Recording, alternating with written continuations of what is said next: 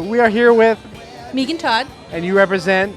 Dartmouth Hitchcock in Chad. Okay. So let's talk a little bit more about Chad and Dartmouth Hitchcock and what you guys do.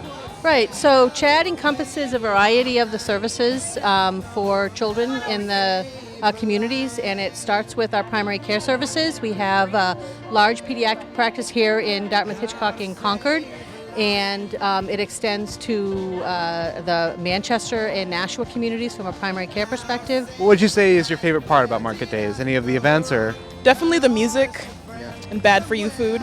Yeah. So you've been going to Bicentennial and Eagle Square for the music? Lauren Hurley is really amazing. Yeah. People come down and get a screening mammogram, and then hopefully that all turns out well. But if it doesn't, we have other procedures that can assist in early detection. We have a new machine coming out actually in August. It's a tomosynthesis machine. It's a 3D mammography, so it will be able to better detect a cancer rather than just a tissue. So we are here today with Red River at Market Days with? Maria. All right, Maria. And I don't know how anyone wouldn't know about Red River Theaters, but for those that don't know, what do you guys do?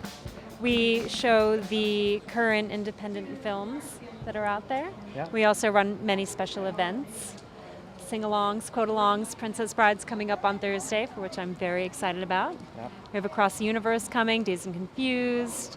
But really, we're just supporting and culture in New Hampshire and Concord in particular. We're a nonprofit, the only Red River theaters on the planet.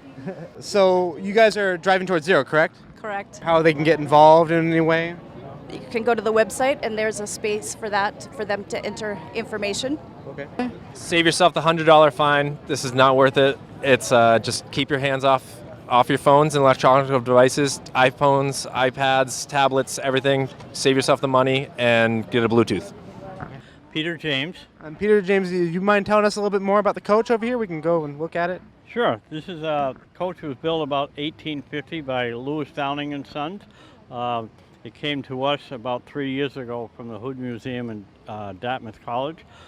They'd had it in storage for quite a number of years, and so decided they really wanted to have it belong to somebody who would take it out and let it be seen. Fortunately, fire trucks these days are expensive, so it's a little over $500,000, but it does a great job. So which station is this from? It's Station 4, so right down on Broadway. Yeah.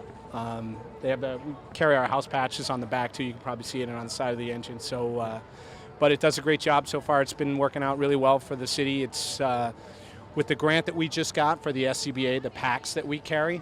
The engine was more or less free. One of the two was free, so through the grant writing, but it does a great job. Generally, what happens to the fire trucks that you guys retire?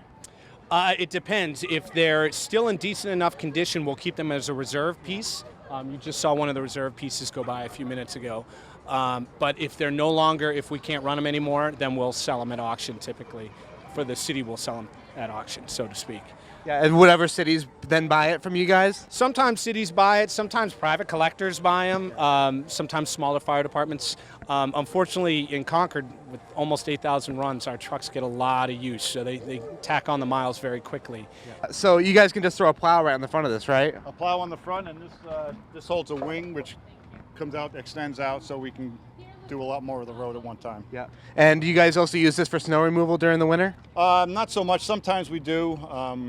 We'll take the sander out of the truck, and we can load snow in the back of it as well. Now, I heard from Angelina that you guys go through a ton of sand during the salt and sand during snow removal, right? On the horn. Yep. We use mostly we use salt, but occasionally we use sand. Yes, and especially over the past winters, we use quite a few tons of it. Yes. Yeah. So you guys mostly just do stuff in the city. The highways is the Department of Transportation, correct?